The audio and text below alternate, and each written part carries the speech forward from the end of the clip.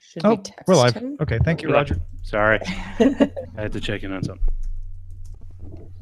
Apologies. All right, you guys ready? Yep. Ready.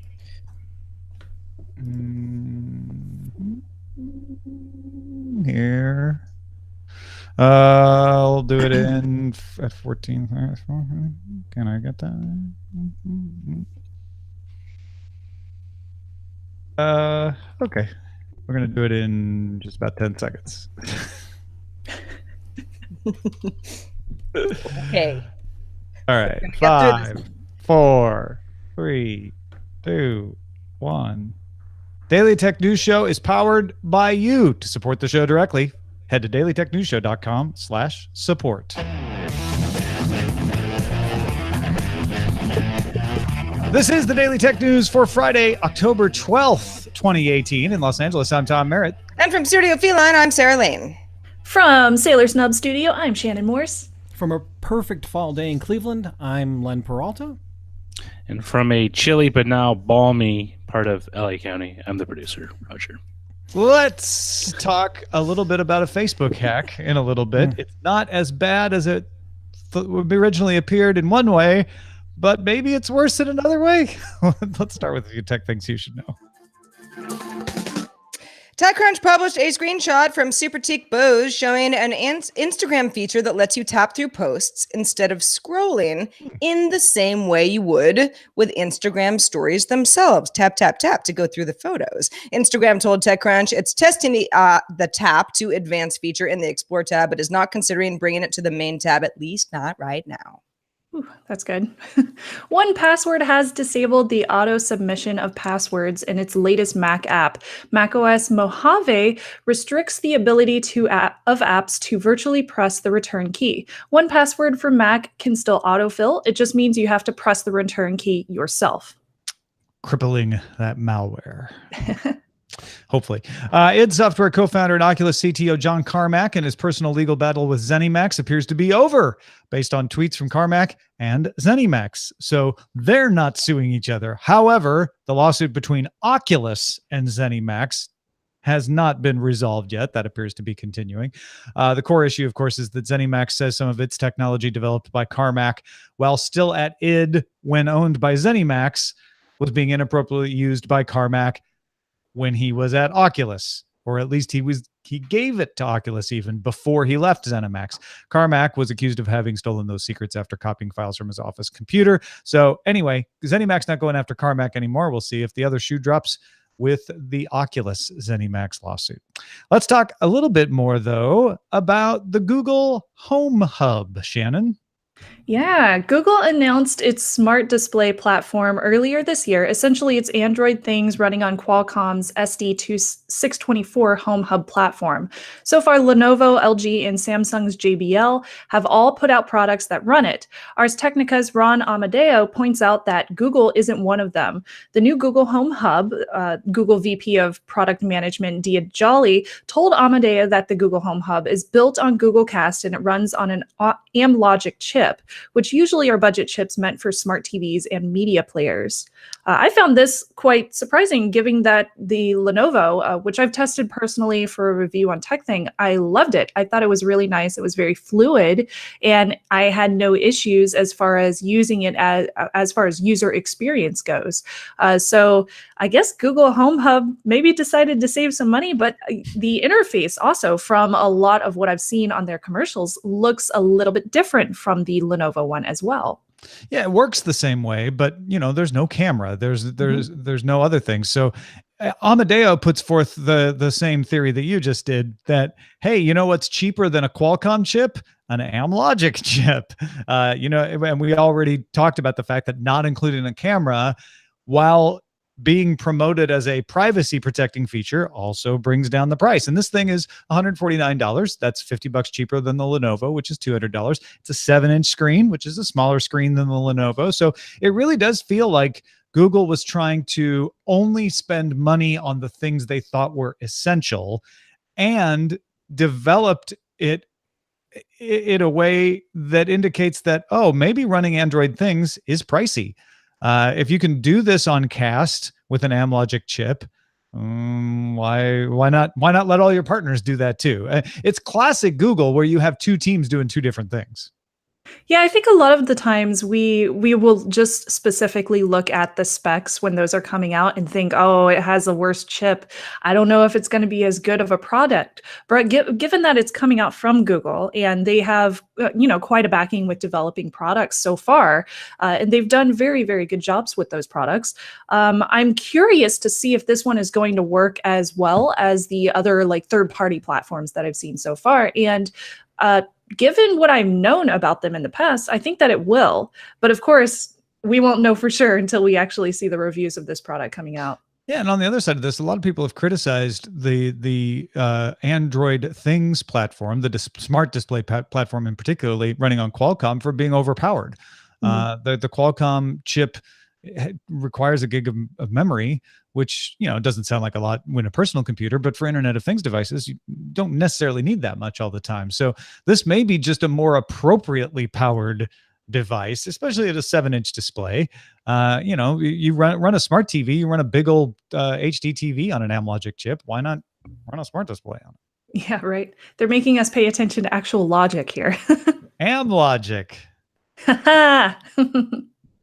Facebook is rolling out the 3D photo feature it announced back at F8 in May. Photos shot in portrait mode on iOS can now be converted to 3D, letting other Facebook users tap, click, and kind of move their head in the Oculus to see behind the subject. Facebook says it will support pictures from more phones in the future. Saw a couple of these in my timeline this morning, and they're, I don't know, somewhat unremarkable photos, but it is pretty cool. So you have to have iOS right now to take advantage of this, but you wouldn't need to. They could bring this kind of depth sensing image from other platforms over. Okay, then you have to have taken your photo in that mode on whatever phone, and then people have to decide, oh, I want to interact with this photo in that way. It's so what you're saying is there's a lot of limitations at this point. A lot of hurdles to people really having this make a difference. Shannon, what were you trying to say? I'm sorry. I was going to say, I want this available for Android phones. It's kind of, to me, it's kind of like using like panorama mode or using portrait mode. You have to think about it before you actually use it. So you have to set up the picture to be exclusively used for this 3D photo feature and everything. But it is one of those additional perks that you're getting on the iOS platform. And I would like to see it available on Android in the future. I know it will be, so I'm just looking forward to it. Yeah.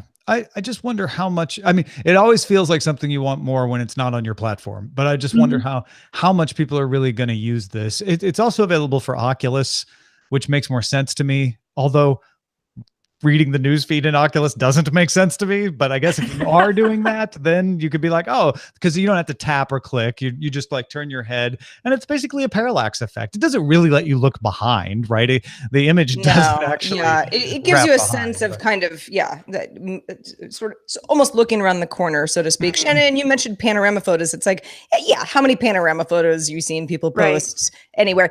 Not very many. But every so often, I'm like, oh, that's cool. I see where that came in handy. This is one of those things to me, too. It's not going to change our newsfeed. It's certainly not changing photos. But when you see, the first couple, it was a friend of mine, Drew Olenoff, actually, some of you might know him, posted a picture of his cat. And I was like, oh, cute picture. Oh, neat. I see how that works. It's kind of doing it just to do it. Yeah. And those kinds of things often just kind of fizzle out and people stop doing it because the novelty wears off. But we'll see. Maybe I'll be wrong in this case. Who knows? Speaking of novelty, Samsung's head of mobile DJ Ko told CNET that yes, Samsung's upcoming foldable device will function as a tablet, like a full screen tablet when unfolded, including multitasking. But when you fold it up, will work like a smartphone. Ko's expected to be, he didn't confirm this part of the story, but he's expected to maybe announce more details about this at the Samsung Developer Conference on November 7th, where he's delivering the keynote. It would be a weird place to announce a phone like this to a developer conference, although I guess there are a lot of developer concerns in creating an app that would work in both modes, but it's not really that much different than creating a universal app as it is. Mm-hmm. This is a weird product. Yeah. Okay. That's where I wanted That's where I wanted to go next. Do you want a phone that unfolds into a tablet? If it worked really well and it didn't break after like 2 months of folding and unfolding it, which is my biggest worry with something like this, is over time, if the screen is going to diminish as far as its quality goes. So I really want to see how this thing is built and see if it would actually last me for a long time, because I'm guessing, given that, it would be newer technology, it'll probably cost quite a lot too. So I don't want to waste my money on something like this unless I will be able to have it for a couple of years and be able to get some use out of it. Well, it's cool. We were talking the other day on the show about, the idea of, if you have a phone that's big enough, do you need a tablet? And, when do tablets still really make a lot of sense, and e-readers and the whole thing? I would love if my iPhone, and I do use an iPhone, could somehow magically become twice as big and be closer to an iPad so that I don't have to have two devices, because my iPhone has gotten bigger over time since the 6 Plus came out. I use an iPad very seldom, but I would like to have more functionality in my phone. That would also, there's all sorts of questions like, well, when it's the phone, is it like too thick? Because of course, it hasn't unfolded. It's not the, the tablet yet, but I love the idea of having a transformer device. Yeah. In practice, as you mentioned, Shannon, it completely depends on how it's made and can it withstand being manipulated over time? But I would pay more. I would pay more for a device that gives me two different things. Hinge tech is so good now. I'm less worried about it breaking. Although if it's not very expensive, then I worry that they cheaped out on the hinge. So that's definitely a concern. I'm more worried about the form factor just not working. I've always thought this kind of thing works with a rollable screen versus a fold out, because your phone is always going to be twice as thick as your tablet for this to work. So exactly. I don't know. Yeah. Well, we'll see what happens. Maybe we'll see it at CES. That would be awesome. Moving on, YouTube announced that it is reviewing new and existing YouTube Partners Program participants for duplicative content. YouTube says even if your upload is fair use or you have a license, it may kick you out of the program if you don't add anything else to a channel but duplicative content. The channels would stay online, just no longer be able to generate money. Yeah, this is the kind of announcement that's rife with possibilities for misunderstanding. They're not banning people from YouTube with this particular move. This is the partner program, which allows you to monetize. So if they deem that your channel is nothing but duplicates of other people's content, they're going to kick you out of the program. It's not so much about piracy as it is about quality. Because they're saying, we don't care if you have fair use or a license. It's not whether you have the right to use it. It's that we don't want to be focusing our monetization efforts on content that can be found in another channel that's more popular or is the originator. We want original content in the channels that we work with in the partner program. I get why that would be a concern, but is that fair? I mean, what if you are an aggregator channel? It kind of rules out the idea of someone creating like a really cool curated aggregator channel. I don't know that that's that valuable, but that definitely is not going to be monetizable under this. It sounds like they are trying to get rid of people who are just, straight up stealing copyrighted content or even content that is using the YouTube content license, but they are just duplicating it and creating a brand new channel and using that to monetize and make money off of this original content. For example, there's multiple channels out there that have straight up stolen Hack 5 content and just like downloaded the video and stuck it on a new channel. And in that case, it completely makes sense that they would want to remove those channels and, focus on the people that are actually creating the content. However, if you're a journalist, that's not what's going on here. They're not removing channels. This isn't about copyright. This is saying, they're just demonetizing them. They're saying if you're duplicating and you have the right to, let's say they got your permission, they're going to kick them out of the partner program. Right.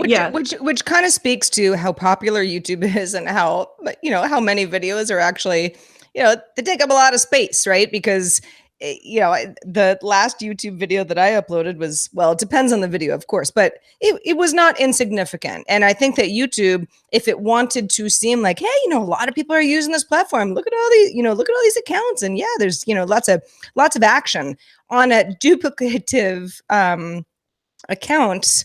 that YouTube deems is, falls within what you just mentioned, Shannon.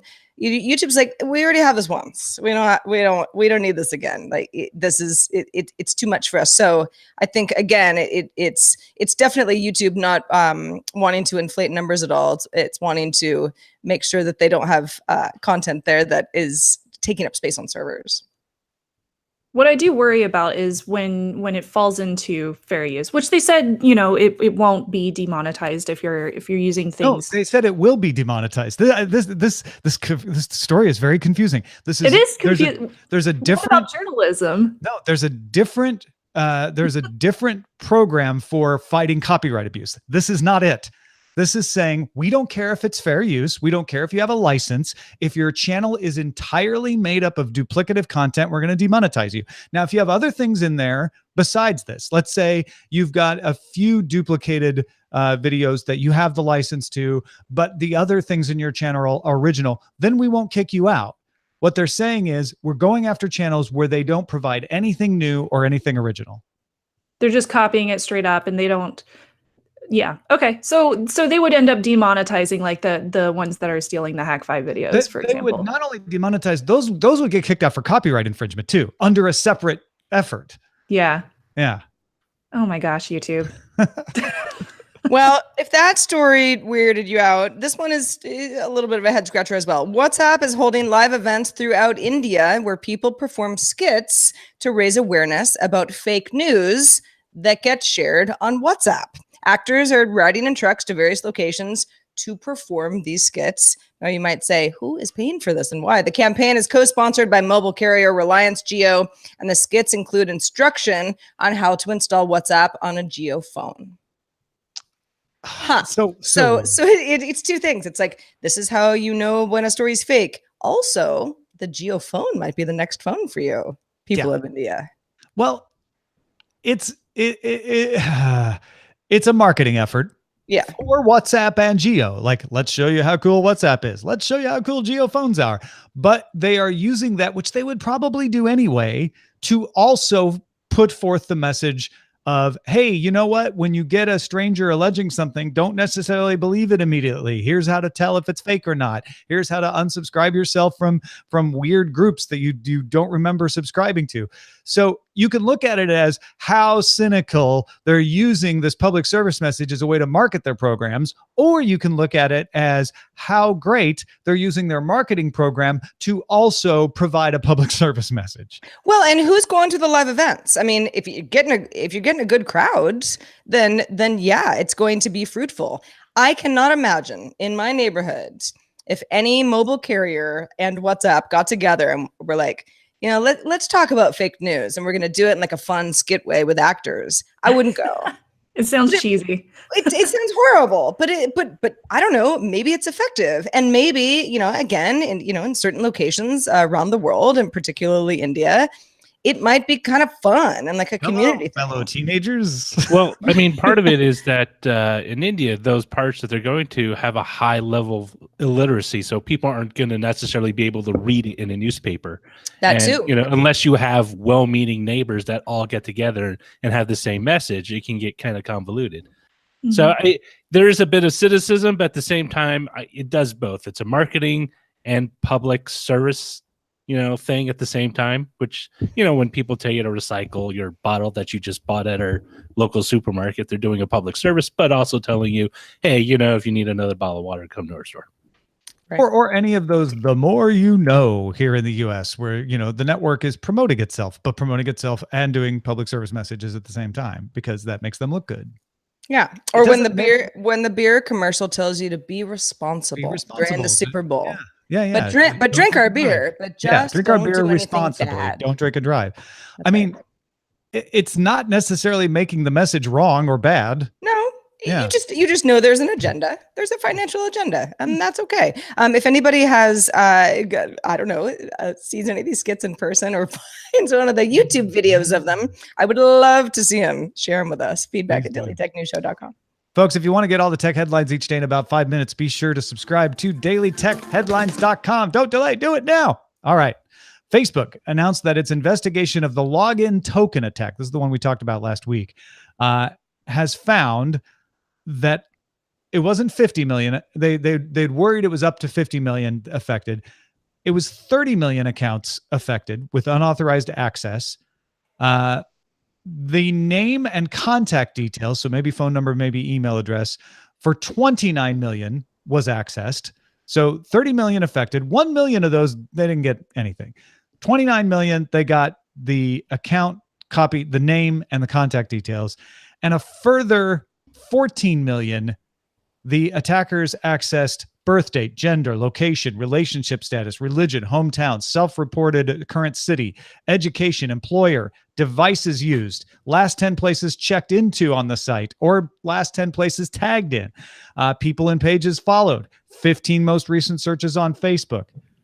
So that's a lot of personal info, but none of it credit card, none of it financial, none of it secure social security number, stuff like that.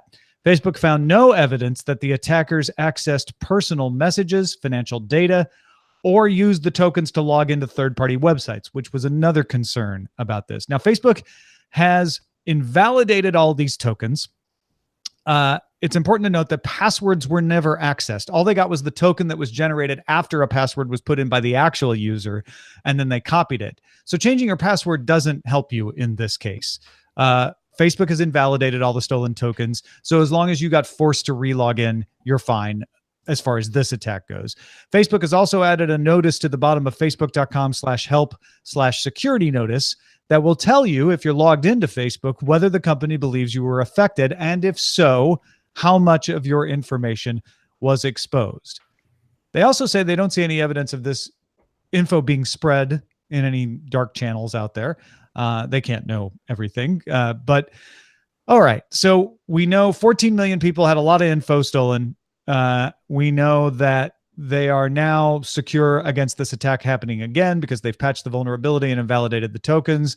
Shannon, what happens next? What are the people likely to try to do with this stolen information?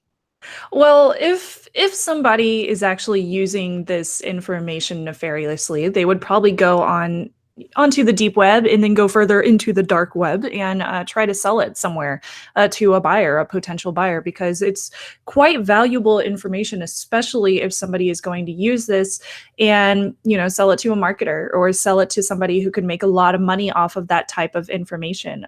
Politically, it could be very useful. So this information could still get leaked several months down the road. And just because Facebook has said we don't see any validation that it has been leaked yet after the hack, doesn't necessarily mean that it won't get hacked in the future or won't get leaked in the future furthermore. And it might end up being publicly available at some point or another. So that's definitely something to consider, with the fact that so many people, 14 million with all that information, plus that additional 15 million with just name and contact details, had all that information hacked. So it's definitely crucial for users to even, I would go as far as considering, should you keep your Facebook account? Because they obviously had this kind of breach, and this was based on 3 different vulnerabilities on their site, all of which had nothing to do necessarily with your data, but the way that you were viewing it as. So it was a code. It was a very specific pile of code on their website that allowed these attackers to get in. Now, they did preface this by saying third-party apps weren't a part of this breach, and they also went as far as to say that included Messenger and Instagram, WhatsApp, Oculus, all the different ownerships of Facebook. So none of those were affected, and that was something that I definitely wanted to get some clarity on. And they also notified the public in this statement that they just put out today that they are working with the FBI specifically. So earlier they had clarified that they were working with authorities. So now we know that they are working with the FBI. However, we still don't know who the exact perpetrators were, who was involved. So we don't know. Yeah, we don't know if it was state sponsored. I mean, I'm sure that they know. I'm sure that they are digging into that, and probably the FBI as well. Valid suspicions, and they're not ready to announce it because they're not ready to bring charges yet. Yeah, exactly. So we still don't know who was involved or where that information went. So as users, what can you do? I mean, you don't need to change your password necessarily. However, I always recommend that you do change your password for everything. Maybe I mean, so much personal information was stolen in this. I would go as far as deleting my Facebook account if I didn't need it. Deleting your Facebook account won't do anything to protect you against this attack, because that information's already out there. So if you delete your Facebook account, it's to punish Facebook, not to do anything to protect yourself. It's to punish Facebook, but it's also to cut off one of the many different social networks that could be tied to that information. Well, and that's the key, right? It's not about them getting access to anything that you have. It's about them phishing. Yes, exactly. And using your information to either target you or pretend to be you. Exactly. And if that information is already out there, which we're going to assume that it is for, this story, then it's highly crucial that you take the proper steps ahead of time so that you don't end up getting phished, or your family members don't get up ending phished, or your friends, because it's so easy for somebody to go on and create a fake profile or create some information online that looks close enough to that personal information that they stole, that they would be able to phish somebody that and steal their information too. Facebook.com/help/security notice. If it says you had some information stolen, you should be aware and make your friends and family aware that it is going to be easy for someone to pretend to be you, because they know your relationship status, your religion, your hometown, your email address, your phone number, all of this stuff, and be extra guarded about unusual connections that happen, whether it's an email or a phone call, that try to get you to do something, especially if it's send money or provide further identifying information, because that's what this information would be good for, is someone trying to bilk you out of some money by pretending to either be you or a friend of you, because they now know all this stuff about you. Yeah, I'm glad it wasn't 50 million, like they said. It was 30 million, but that's still a lot of people. And quite a few, even of my information security friends who have Facebook accounts, were included in this breach. So it's a pretty serious issue, and it's something that we should take seriously, and definitely notify your friends, like Tom said, and if you were involved in this breach.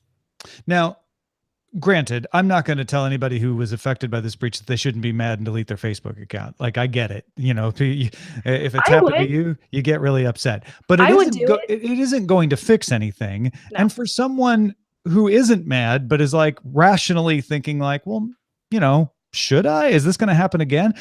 How data breaches are happening, right? You should always be careful about what kind of data you store anywhere, because I assume that pretty much anything out there can be breached.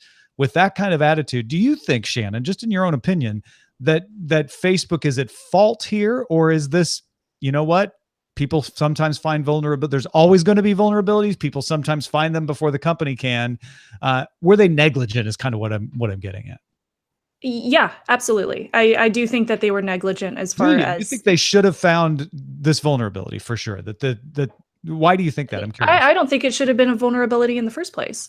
I think that this should have been found by their team, because they do have an internal team of security people, and they should have been able to fix it long before this happened, because it was open for a year. So it was a big problem. The bug. Okay, that's what I was getting at. So they knew about the bug and it was open. They didn't know about the bug. Oh, they didn't. They discovered that the problem was happening for a year, but they only found it in September of 2018. So last month. Because the bad guys knew about it for a year, then the internal team probably should have discovered it as well. They probably should have, yes. All right. That's fair. You know who else is fair? Everyone who contributes to our subreddit. What a great community we have over there. Submit stories and vote on others at dailytechnewsshow.reddit.com. Speaking of Facebook, want to hang out with some cool folks who like talking tech? Well, facebook.com/groups/dailytechnewsshow is your new favorite community. All right. Real quickly, let's check out the mailbag. We got a lot of good responses in there today. Ooh, did we ever? Oh, my goodness. So the idea of Apple possibly offering original content that can only be accessed via Apple's own proprietary hardware devices got a lot of responses. James and Chad, both from Columbus, Ohio. Chad says it's cold, but it is also sunny. They had some similar ideas about how they felt about this. James says, nope, never going to buy Apple devices. I'm not using Apple services no matter what happens. So their original content might as well not exist for how much good it will do me. There you go. feels almost as strongly against Disney streaming plans. If content creators want to reach me, they need to be where I am. I'm not subscribing to any new services. Chad echoed that sentiment, said, Tom's absolutely right when it comes to streaming services that require new hardware, monthly cost or not. The vitriol surrounding CBS All Access and the lockdown on Star Trek Discovery drove a lot of people back to piracy to get the show that they wanted to see. If Apple somehow strikes gold and has that hit show that they refuse to sell out of their own hardware ecosystem, then the pirate flags will go back up. Many of these companies forget too much friction hurts their bottom line rather than forcing people into their ecosystem. Rob from Pleasanton, California, had some similar thoughts as well, said, I won't be subscribing to an Apple streaming service. I refuse to pay more for TV after cutting the cord. Netflix is still my favorite video streaming service for various reasons. I can remember a time back in the late 2000s that certain channels would bring their shows onto Netflix the day after it aired.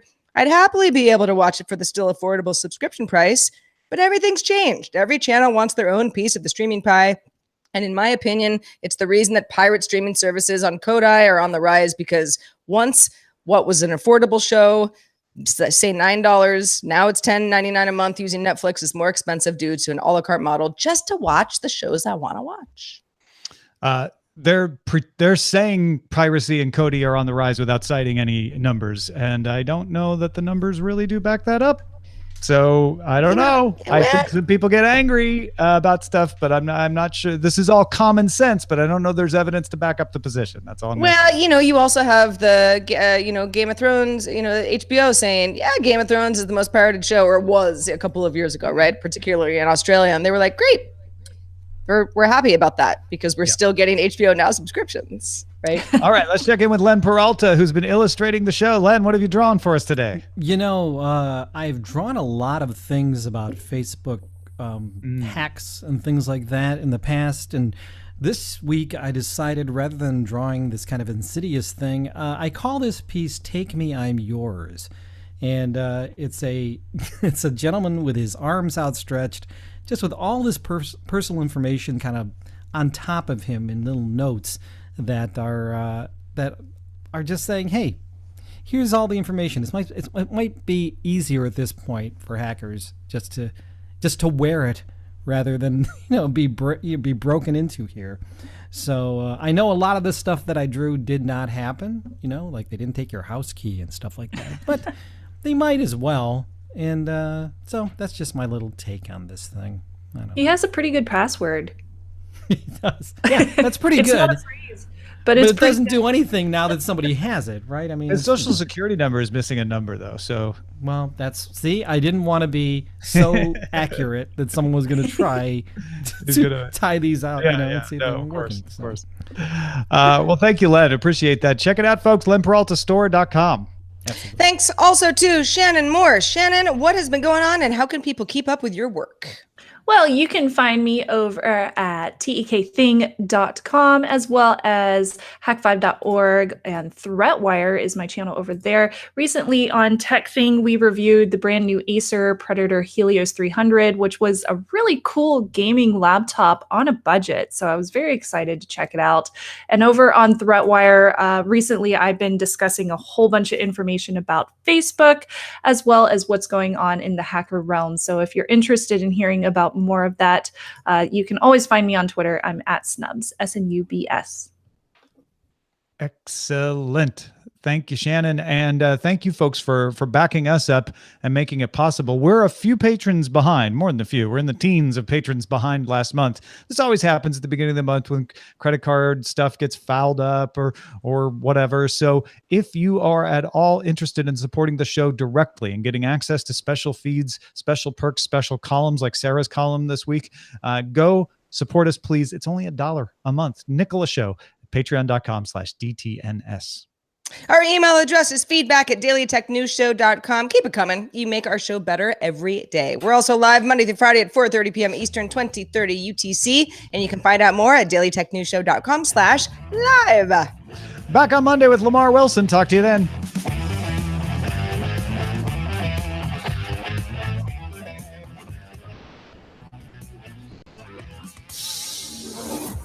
This show is part of the Frog Pants Network. Get more at frogpants.com. Diamond Club hopes you have enjoyed this program. All right. Did I ever? Thank you. Did I ever? Nice. Should we call it, Roger?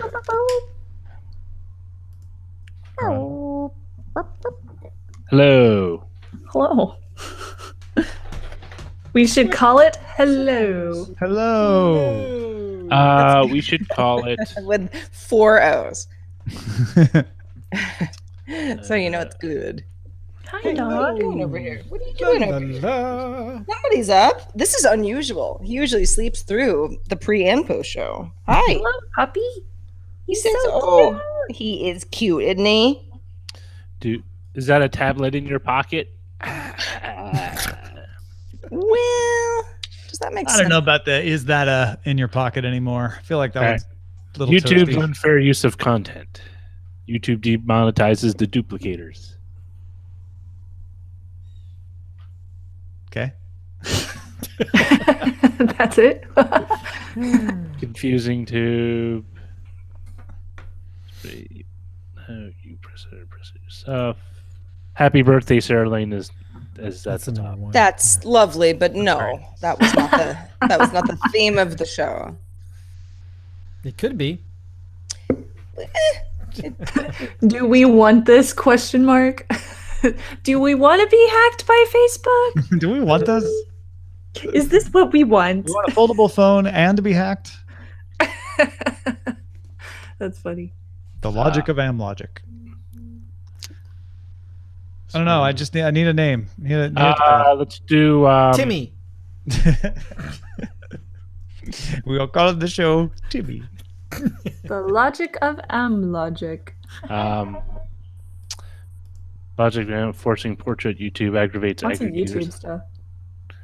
Yes. I like I Do have we more want fun with the this? YouTube story for names than the Facebook story. Facebook story's not that funny. Do you want to do YouTube demonetizes duplicators? No. It's like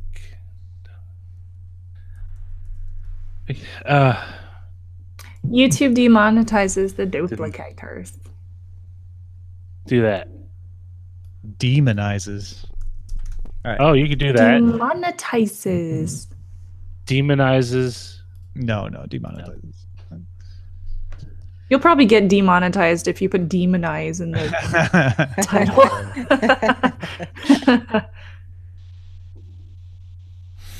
All right. I am Although it going is to Halloween, so Get maybe. something Not to yet. eat. It is Halloween. It's the season of Halloween. The entire month is Halloween. Is it? Is that how it Yes. works now? Yes, that's how it works in my house. See, I got a little Halloween cat.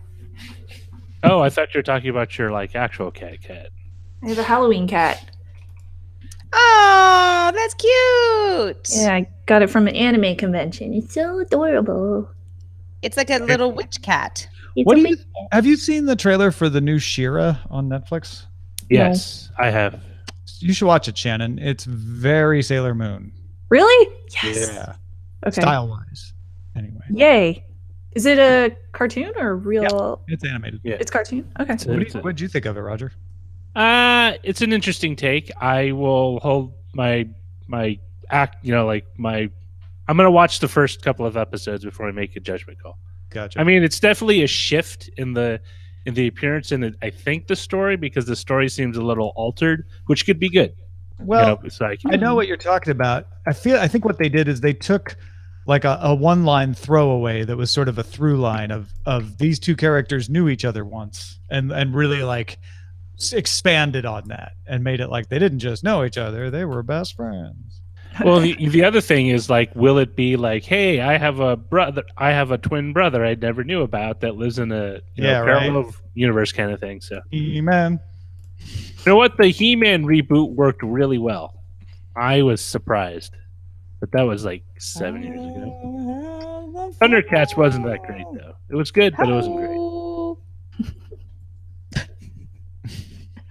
It's just to me, it's just weird where they bring back a bunch of old properties Like, Yes, not it that is. not that I don't like them, but it's like, are we just so bereft of ideas that we just need to mine nostalgia to? Well, that's the thing is like the nostalgia part of it is okay. Yeah, but you're not aiming it at that audience. You're aiming it at their kids, which may, I mean, No, Exactly, you're aiming it that's at the their thing. parents who want their kids Who to want their kids to love it the way that they loved it. But I agree with you. At the same time, it's like, well, okay. I mean, I don't know. Have you watched an old He-Man cartoon? Like, yes, from- I still watch them. Yes. I watch Okay. it for the end because they do a little Well, PSA. Fine, but yeah, they do. But and I have not recently, but I did as a kid. It's like they're very dated. It's not like, oh wow, this is the Very. best. This is the best animation I've ever seen. Not at all. Well, they reboot the things that are familiar because right here. I'm on Facebook. I'm looking at this new show that's out today on Netflix called The Curious Creations of Christine McConnell. Okay. Now, it looks like it might be good, but Cocaine are you going Christine. to spend time watching it, not knowing anything about it? Like, okay. I mean, Well, that's why they play you a little trailer. I know, but even so, it's like. But yeah, no, I get it. If it was The Curious Case of Shira, you'd be like, what? I'm in. I mean, the image of it looks pretty cool. It looks very Halloween-y with vampires and ghouls and stuff, but. I mean, like, part of my thing is, like, they did the Voltron reboot, and I liked the first couple of seasons, but the last one was just really boring. Like, it's like they had a good idea where they wanted to go with it, and then, like, kind of ran out of steam after they, like, well, we're going to do it this way. Well, and it's the same reason the chain restaurants work, which is just in general, not talking about you, whoever you are, but everybody else likes familiarity, right? Yeah. So they eat at a chain restaurant because they're like, well, I know what I'm going to get, and they watch reboots and nostalgia stuff because they're like, oh, I know I like that. I know I like that character. Mm-hmm. I like that world. So it's why sequels are the hot thing in sci-fi and fantasy. You want to write a series. You don't want to write a single book. Standalone books do crap. No, that's why movies, because I keep writing standalone books. movies have sequelitis. Video games are the worst. Everything does. Yeah. Cars. I don't know. The video games are even the worst. I think they all do it. Parents, they have kids that they name Junior or something. Yeah. Why are all these humans have little sequels running around all the time? Why is there a 3 after your name? Well, there are 2 more before me. Oh. Well, I like the second one the best. It had the most gripping plot Well, line. doesn't it go junior and then the first? So if you were Is the it? third, I think you're actually technically the fourth. Am I getting that right? I thought junior meant. I thought Junior and the second were the same thing. Yes, they are. Oh, But okay. So no. I Never would mind. swear to it in court of law. I don't really know. No, Yeah, Junior and the second, right. Yeah, they are. Yeah, Junior. Okay, so Tito June junior and the second are the same thing. So and Baby. yeah, right. Is there a baby in every Filipino household? Or not household, but like extended family? Yes. Sunny. There is Sunny June. Sunny Jim. Yeah. We don't have that. We just have lots of aunts and uncles. Who's we? Chinese people. Oh, Even okay. if they're not related to you. That's the worst. Like, why am I calling you uncle? Never Yeah, met. but we have that too, where we call people aunts and uncles that aren't related. I had an Uncle Jerry Closer, the Closers, Uncle Jerry and Aunt Carol. They weren't related to us. And I didn't realize that. I thought they were literally uncles and aunts. And then I got older. I was like, oh, what? Why Just do we call them it? auntie. Just call them auntie. Yeah. The uncle? Call the uncle auntie? Everybody, call them all auntie. It's weird you when don't- you have like a family where there's a lot of people with, similar names like Jim, Jimmy, or whatever, and they just go. Then they use qualifiers like Big Jim or Little Jim. Yeah. Roger, I know you don't watch Fresh Off the Boat, but I should really watch the most recent episode.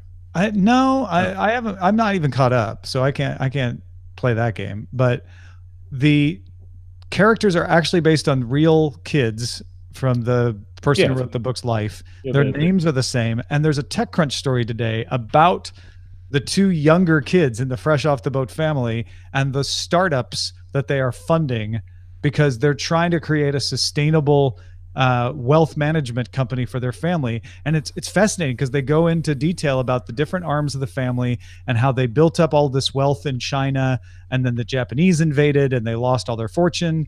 Then they built it back up after the war. Then they had to flee the communists to Taiwan and they lost their fortune. And then they built up the restaurant that is the subject of the TV show, and then they lost the fortune. Like, they're like, we're not going to stop that right now. Some ways it's very similar to my grandparents fled the communists. Tom, what you described sounds like the prequel to Crazy Rich Asians. Yeah. Well, I've heard people say there's a lot of similarities between those. My grandfather. I heard that movie was very good. Yeah, it was good. I might go see it tonight. Yeah, go. I'll have to wait for it on streaming somewhere. It's pretty good. I wanted to see A Star Is Born, and it's funny because everyone I know who's seen it is like, so good. But you, Sarah, you may not like the movie. Oh, really? That's and I'm like, why? It's a very specific thing to say. You know, I'm not sure. I'm not sure. Emotions might not like it.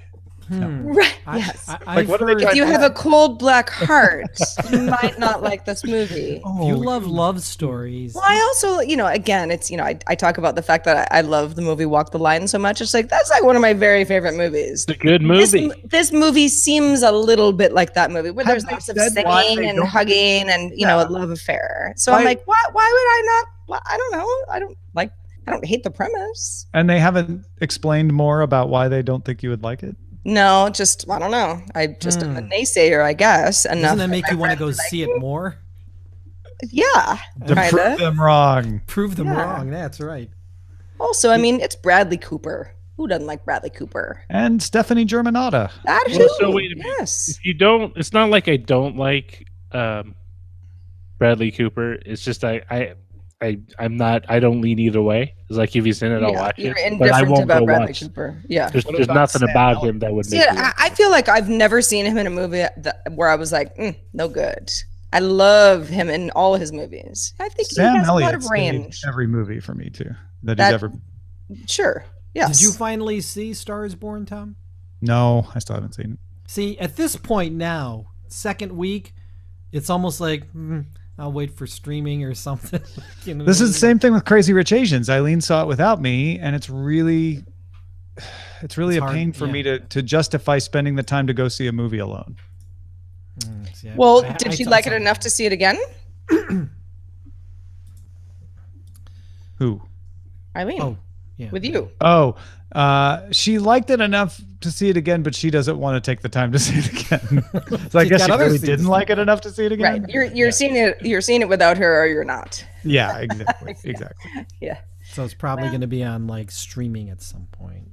It will probably be streamable at some point. Yes. I've been slowly catching up to the Marvel Cinematic Universe as they slowly drip into Netflix before they all end. Yeah. At the end of the year. Streaming. Yeah. Although, what I'm really excited about on Netflix, which I believe either starts this week or next week, is the new season of Daredevil. Now. Oh. Ooh, yay. I haven't even caught up on Iron Fist. Iron Fist or what's the other one? Luke Cage. No, Luke Cage and the other one. The Defenders. Yeah, Jessica Jones. I like after the big Defenders one, like I stopped. I didn't catch up. Iron Fist wasn't really worth the first Iron Fist, at least wasn't. The thing is, the Iron Fist comic book really wasn't interesting until they paired him with Power Man, like Luke Cage, and so it wasn't. Like even the comic, it wasn't a really good comic until you gave him like a buddy, to make it interesting. And that's what they should do. Just make it a buddy show. But Daredevil, I think out of all those Netflix shows, is the best one. Well, I think it's because it was the first, so there was a lot of effort put into it, and it's also just a more interesting character. Well, I mean, it's just Marvel's version of Batman. Yeah, right. It's just broody. Plus, the Kingpin is back in this one, and he looks good. Oh, you know what? Nobody watched at all is the Find Punisher. out, people, in our audio as it continues. Right. Video people, thanks for watching. Have a wonderful